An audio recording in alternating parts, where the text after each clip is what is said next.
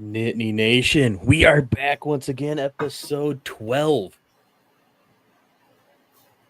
It's crazy to think we've been doing this for 12 episodes. Right? Seems like just yesterday we started. Seems like just yesterday we were on a Zoom call, going, oh, hey, what's up there, Andy? Nice to meet you. I'm your boy. And everyone's like, oh, okay, cool. And then, bam, 12 episodes later, boys and girls. We only got 29 days. 29 days, which would be, so 29 days would be 10 more episodes. 9 more episodes. 9 more episodes. 9 more episodes until we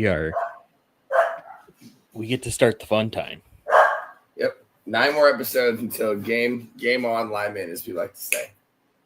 Which, like we've said, that week 1 game, we're going to have somebody from Nevada, a Nevada insider on with us. So that's going to be a pretty cool episode. We're going to get some information you're probably not going to know about Nevada. Which I've been thinking about. It's going to be really cool because watching that game, and I mean this with all due respect. I mean, there's not going to be a lot to watch that game on the Penn State side because, expectedly, we're probably supposed to go up early and, probably run through that game. But it'll be fun to watch these Nevada players that we're going to learn about and see what their stories are and see what they're all about. Who's that one guy on Nevada who's going to go to the NFL, who we can keep an eye on and watch him get 12 tackles or rush for 175 yards. That's going to be the fun part. Right, like who's that one player that's going to put something on tape against Penn State that these scouts were like, hey, this guy can play. See what that guy did to Penn State? See what he did? He had 12 tackles and 4 for a loss. Like, this guy can play. Right. So we can help make a name for somebody week 1. You see, we're turning this into a positive for the Nevada Wolfpack fans. Like we're trying to help you. We're trying to put your program back on. Since you haven't been on the map since I believe Colin Kaepernick was the last time you guys were on the map. Let's get you back on. And I mean that by the style of play, not by what he did off. I'm talking about on the field, not off the field. We don't need to get into that. Okay, we don't need to get into that. But let's get some relevancy. The Mountain West Conference. Yeah. So I think today we have part 2 of the AQ Shipley interview on Pat McAfee. So let's get into that because AQ was putting on a show. He was cooking with some heat the other day. I think I'm going to go back just a couple seconds here just so that we make sure that we got everything that AQ's talking here. So let's get it right after he's done. Here we go. Perfect. Right there. As somebody got death threats at the end of a season, at the end of a football season, my junior year, like all offseason, it was like, I've done nothing. I think I was All-American already at 2 positions. I mean, it was just like, but that was just like, you are nothing in this entire world, especially with what people that are supposed to be on your side are saying to you. Like people that you have done nothing for us because you missed that. Like for him, I assume the shit has been loud at him. And I think that's good if he's a dog. Like, I think that's a good thing if he's a dog. Just for reference, they are speaking about quarterback Drew Aller. CJ Stroud talked about it at Ohio State. Yep. About how he had a terrible time and he got murdered. And it was like that actually like created him. I think that like kind of calloused him a little bit for what life is. Nobody wants that road. Everybody wants to win national championship. Everybody wants to be perfect, do that whole thing. But sometimes like the worst thing can come at a time that can really make you your best you, if that makes sense. Yeah, I agree. And I've known you for the better part of almost 20 years now at this point. I know you have that mentality. I think I have that mentality. Like whenever your back's against the wall, like that's when your best comes out. I want to stop him right there real quick. Just, so what they're talking about there is the dog in Drew Aller. Is he going to bring out the dog this year? And before we go any further with AQ's response, I'm curious. We've brought this up time and time before, but I never really thought about like the idea of a player receiving death threats, for example. And that's a crazy thing to think about. You're 19, 20, 21 years old, and you get a letter at your door saying if you lose this next game, we're going to kill you or something like that. That's a whole nother level of something that I've never even thought about before. Yeah, because I mean, I'm as passionate of a Penn State fan as there is out there, and like I've never even thought about going. It's a game. At the end of the day, it's a game. You know, it's a game. It's a game, but I know what happens. I mean, it happened with Sean Clifford too. Back when Sean Clifford, I think it was the Minnesota game, back in whatever year that was, where we were undefeated, headed to Minnesota. Clifford didn't have the best game, and he got off social media after that. So I mean, it's something that has happened in Penn State's past, and it's crazy to me. Like you're letting 18 to 20-year-olds control your emotions and control, or letting you get out of control basically over the performance of these kids. Like, no, exactly. It definitely makes me. Ooh, that's the wrong one. Definitely makes me feel like you can't. I mean, trust me. I have been so. I won't joke around. You know, when I watch football in the fall and in the winter, my whole week is dictated by whether, you know, Penn State and the Raiders win or lose. Like, my whole week is dictated by that. But I'm not going to write a letter or a message to somebody saying I'm going to 86 you. Like, that's unbelievable. But at the same time, like you said, there are people whose whole lives revolve around Penn State football, and you really can't avoid those type of people. And I guess at the end of the day, the question is, do you even, as a high target player in college football or the pros, do you just avoid social media? Do you just try to just stay away from it and just have it be a non-issue? Or do you embrace the hate? Do you embrace it and, you know, and just be one with it, become the evil? Yeah. Like I just don't understand how people can act like that, basically. Like, I get it. I mean, you know, it's free country, all that type of, but like, they're kids at the end of the day, and they're playing a game.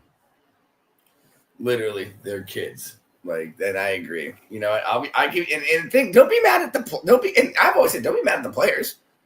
Be mad at the coaches. You know, they're like, what was, oh my gosh, I really hope I can find it just really quick. Oklahoma State's coach. Who was Oklahoma State's coach? I'm a man. Mike Gundy. Thank you. Hold on. Just real quick for everybody. This is for everybody. It's a slow week this week, so you're gonna have to bear with me here, all right? It's a slow week. Yeah, the infamous press conference that he had. Let's see here.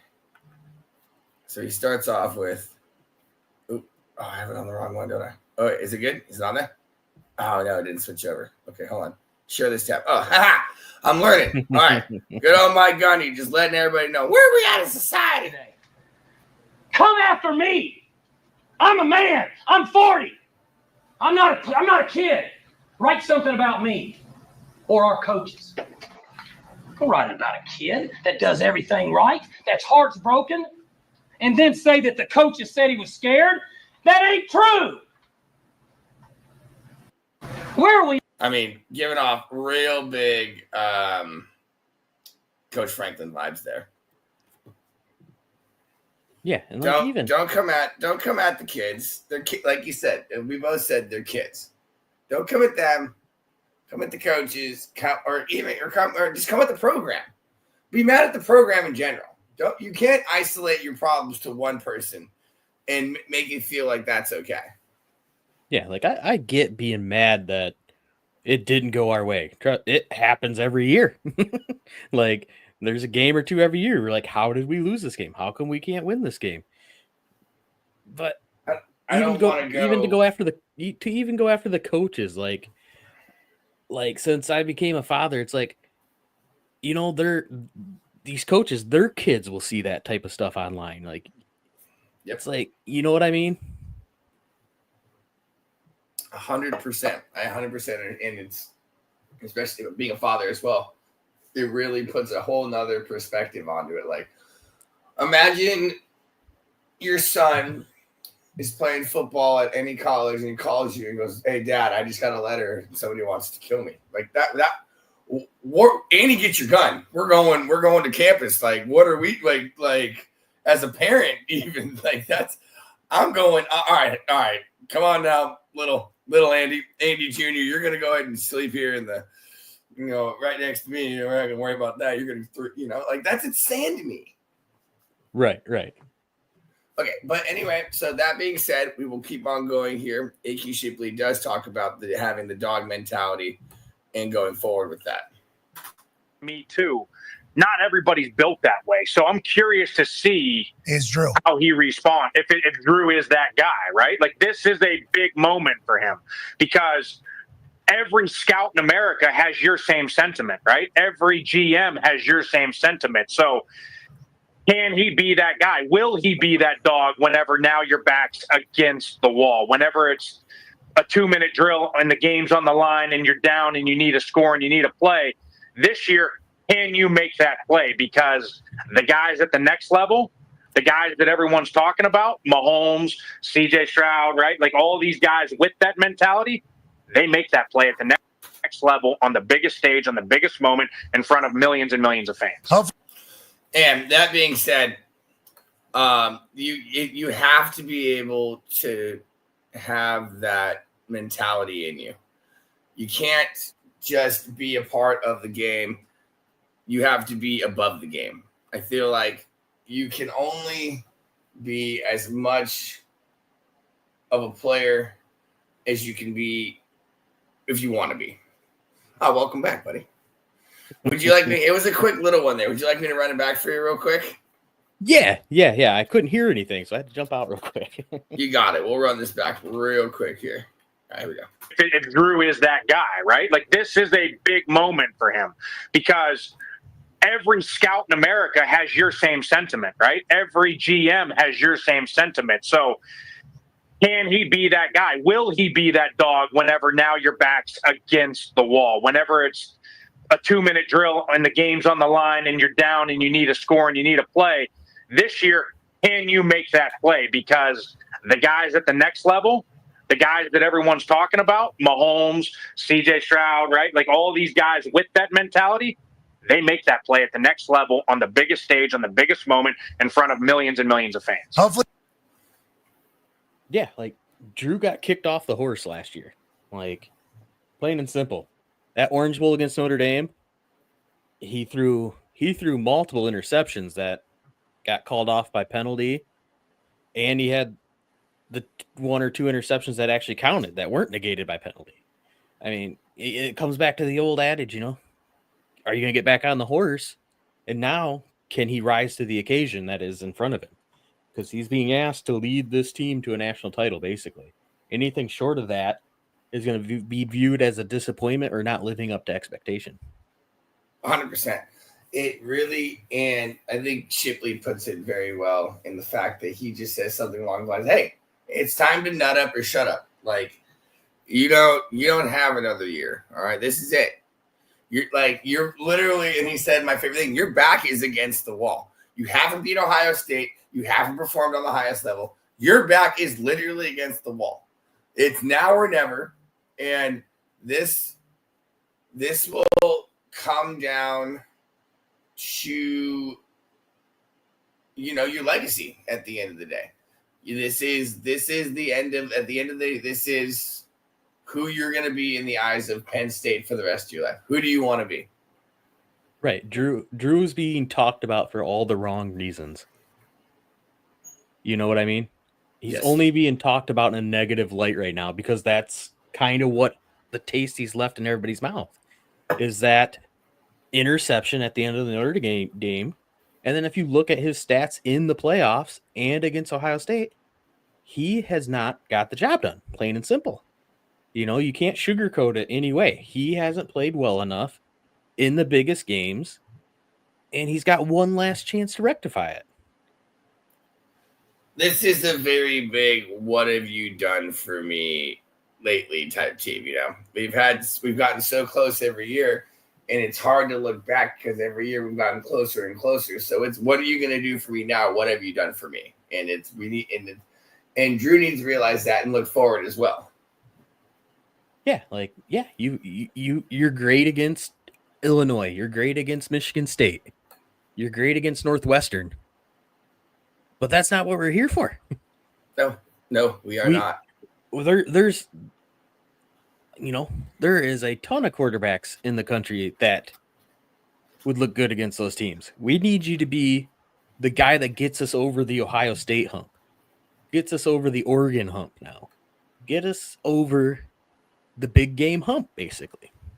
That next step, it needs to go to the next step sooner than later. Also. Yeah, because after this season, we're looking at a massive reset roster-wise.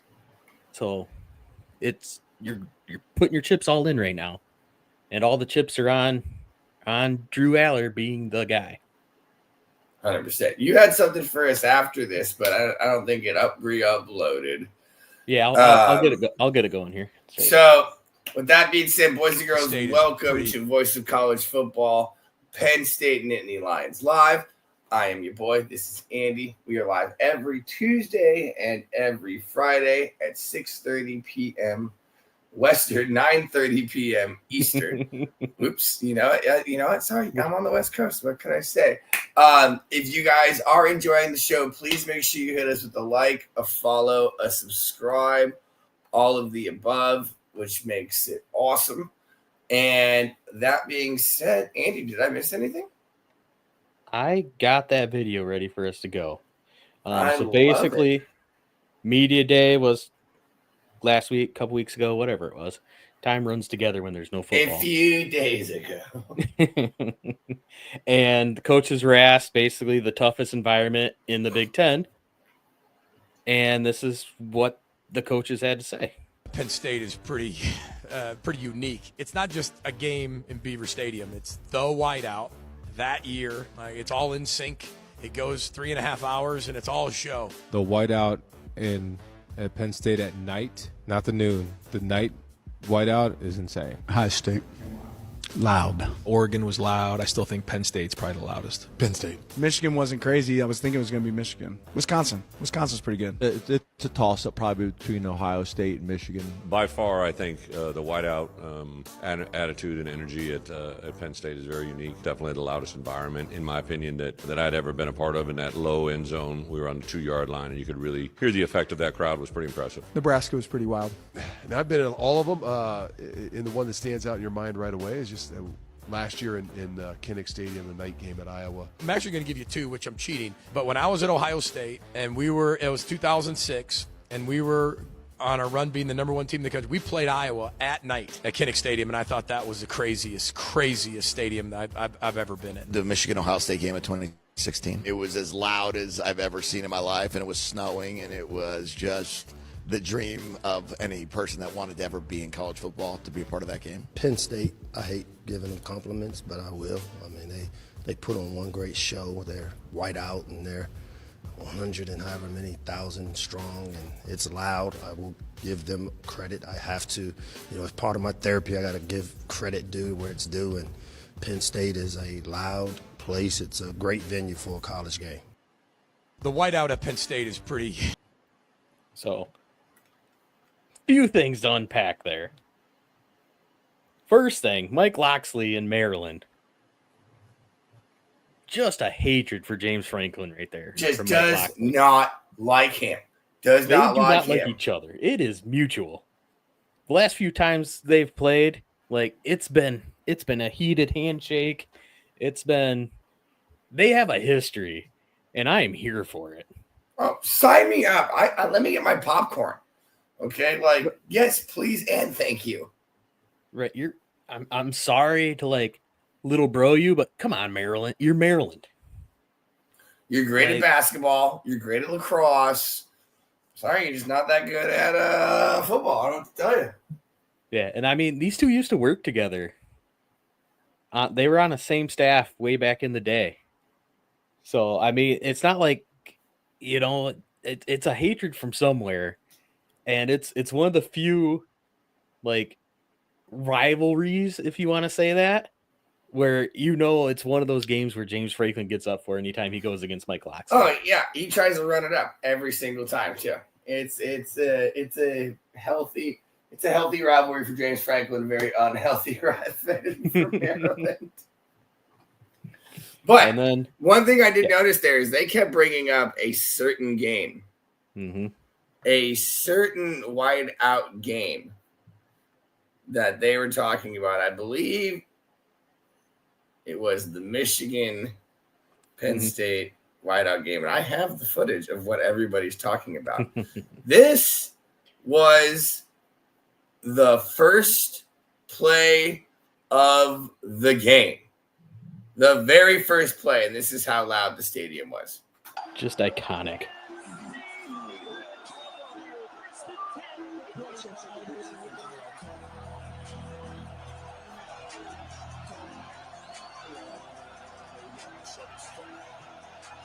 The Mo Bamba playing. Oh, yeah. We got to talk over that a little bit so we don't get banned, though. We got to make sure we don't get, we got to, because this will wrap up in just a second. But listen to that. Listen to that crowd. 4, 3, 2. He's like, all right, yeah, set, ready. Oh, I'm sorry. Oops. Oh, yeah. A little loud there. Was it a little loud there, buddy? Oh, I think it was.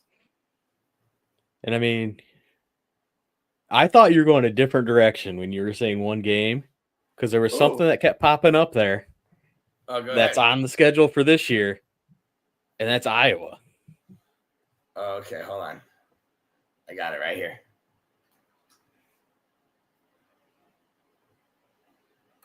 Hiya. Coming out of the tunnel right now in front of 110,000 people. Okay, you're talking about this one, which is also iconic. But I thought the other one, but I do think this one is very good too. So we will hit this. No, I was talking. We go to Iowa this year. Oh, and then talking about the Iowa whiteout. Yeah, not the Iowa whiteout. I'm talking about the other team that kept coming up is a place we got to go this year. They get loud. Like, let's hope Fox does its thing. They're playing for a children's hospital, though. How do you fight that? Like, they're playing for sick kids every Saturday. How are we supposed? Like, I'm sorry. Like, what are we supposed to do there? They're just trying to make you feel guilty, Literally, like, look at the sick kids you're beating right now. Does that make you feel good? Look at us. Well, Timmy up there is dying of cancer. You're beating us 37-7 right now. Does that make you feel good about yourself? You know what I'm going to say? And I feel like I get one here. Fuck Timmy. Right? But the whole thing about the Iowa thing, I hope Fox does its thing and we get that at a nooner and not a night game. Oh, God. Well, no, of course it's got to be a nooner. Little kids can't stay up that late. That's past their bedtime, okay? That's past their hospital bedtimes. They had to make that a nooner game so they can watch, the greatest show on turf roll through. They get mollywopped and they can go to bed sad and crying. But yeah, that game's going to be scary when it comes across the schedule. I've been saying that for weeks. I've been saying I literally that is the trap game of the season. Everyone's just like, oh, Iowa this, Iowa no, not Iowa. This them in Nebraska. Keep your eyes on both of those games, please. For the love of God, don't let that. This is it. I am more worried. I'm going to be honest with you. I am more worried about Iowa and Nebraska than I am about Ohio State. And that's got a lot to do with you can't afford to lose the Iowa or Nebraska game. Can't. You lose the Oregon-Ohio State game, you can probably still squeak into the playoffs. You can hedge your bets. You can hedge your way in. Yeah. You lose to Iowa or, God forbid, Nebraska. Just get the rope. Just get the rope. And then one last thing I wanted to talk about today was DDS, defensive end for us. Do you know why he wears the number 33? No. Ooh, I'm excited to know why. So, this was a fun fact that I learned this week. So, fun fact, why he wears number 33 is because the career sack record is 33, held by Courtney Brown. Okay. So that's why he wears that number. That's kind of cool. Yeah. So, and I mean, it's a little out of reach. I'm not going to say it's out of reach, but he's definitely got to come out with first team All-Pro season. That's for sure. Yeah, he's gonna. If he gets this record, First like team we're talking All-American. Sorry, first team All-Pro. I'm ready for any football. The Hall of Fame game was the other night. It was the first time I got football. My mind is ready. I'm so excited. Yeah, because he's at 15 right now, so that means he needs 18. 18 sacks. Okay. But you know what though? That brings up a really cool thing that I was thinking about.